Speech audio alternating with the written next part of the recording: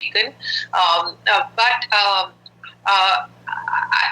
there is definitely a sense in which he seems to be suggesting that violence is the only means to achieve decolonization. Right, I think that you can see that in multiple translations. Right, but I would also say, coming back to Nishant's point, that there is ambiguity, though. I won't say there's no ambiguity. And like I said, the idea that violence is a cleansing force for the individual is actually subverted or shown up in his own narrative, especially in the last chapter that takes us to the trauma of individual survivors of violence, including that of perpetrators of violence. How they are haunted and shadowed by their violent acts, right?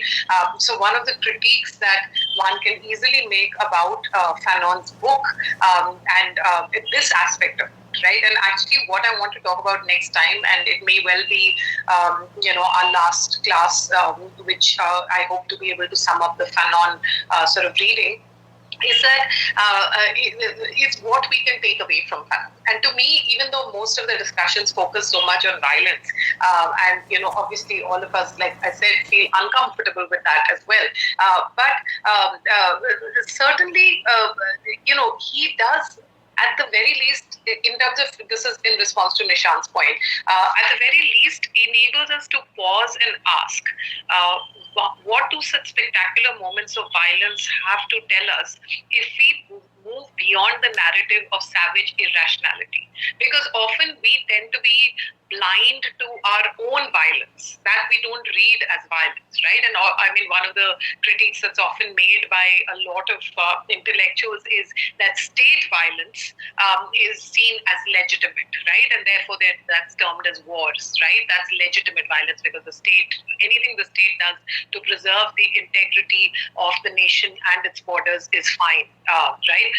But the violence of others, non-state actors, is often and always preemptively seen, as I said, as savage and uncivilized. And so what if we, at the very least, he asks us to think about, we need to move beyond this narrative of savage irrationality without legitimizing such violence. I think that would be my take. That often these are points of no return that people and entire populations are led to when they engage in such acts, without in any way, as I said, it is certainly not a cleansing force.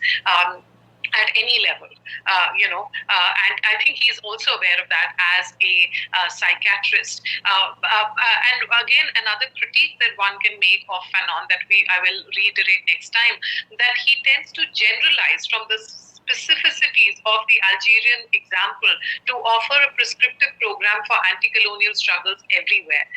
So it's very important to understand that colonialism was not a uniform phenomena everywhere. So the resistance to colonialism took varied and multiple forms, sometimes within the same geographical and national context, right? One can't just say that violence is the only means to achieve true decolonization.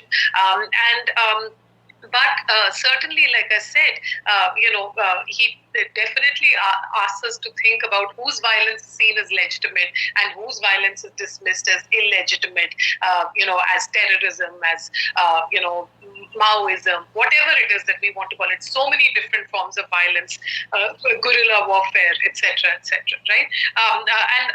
So what would be our takeaways from Fanon? Is the last lecture or the last class, I hope, that we'll have will give us more of a sense of that. But I want to hear from, there are at least 3 or 4 people who have their hand up, so let's hear from them.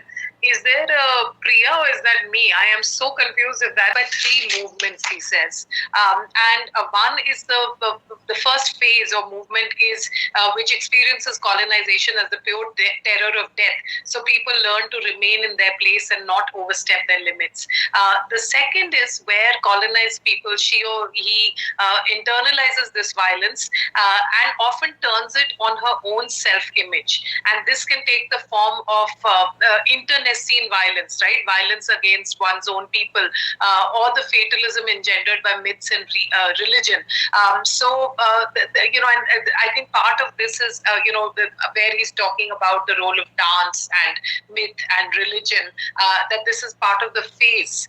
And then ultimately, the colonized subject recognizes herself as a subject through the process of struggle once she or he engages in revolutionary violence. So that's how he's sort of talking about dance and bodily movements, etc., etc. So that's a more elaborate discussion, but that was just a very brief response to what you've just touched upon over here. Okay, and who's next over here? Himani, Shivangi, and then Devo. Black skin, white mask is precisely about the very powerful internalized effects of ideologies like racism on colonized peoples. So yes, he's very aware of the psychological internal effects, and that it's not just something to do with the external and visible use of force, that it is something that destroys entire cultures. And these are things that if you actually are interested, you should read the rest of the book. There's also a chapter called The Pitfalls of National Consciousness, and he also talks about, there's a chapter on national culture. He is more complex as well. So, but yes, you're right. He is pointing to that as well within the same text. Shivangi. I will, one thing I want to say before people are leaving. So next time when we meet, we will look at, I'm assuming it will be like one and a half to 2 classes. Okay, just letting you know. We'll figure out the order, etc. That we have to figure out. But we will be looking at the last chapter and the conclusion in particular, but also in On Violence, the last section, to my mind, is the most powerful section of On Violence, where he talks about how he's raising questions about moral responsibility, justice, and accountability on the part of the European colonizers. Europe is literally the creation of the third world. What does he mean by this? And do you agree with it? Those are the questions that we will be looking at next time, and his critique of European humanism. So introduction, certainly one could talk about this, these are all labels at some level, but it is an anti-colonial text in that sense, even kind of chronologically. Yes, it is not, it is myopic in many ways. And like I said, my biggest takeaway from this text is how, through his passionate denunciation of European colonization, he helps us to understand the system of nations we live in today, the global inequities between the North and the South, and the many Norths within the global South.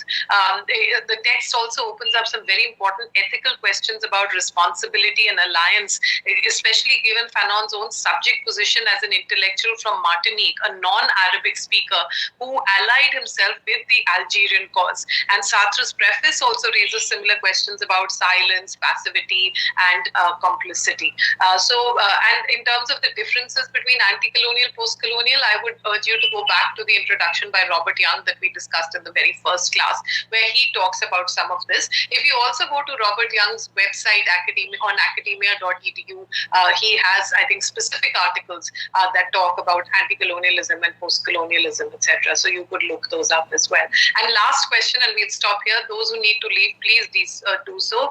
Debo, you had your hand up. Form of anti-colonial resistance, but also something that can be immensely exclusionary. But that will come up more in your reading of Tagore's The Home and the World, I hope. Okay, let's stop here for today. We are out of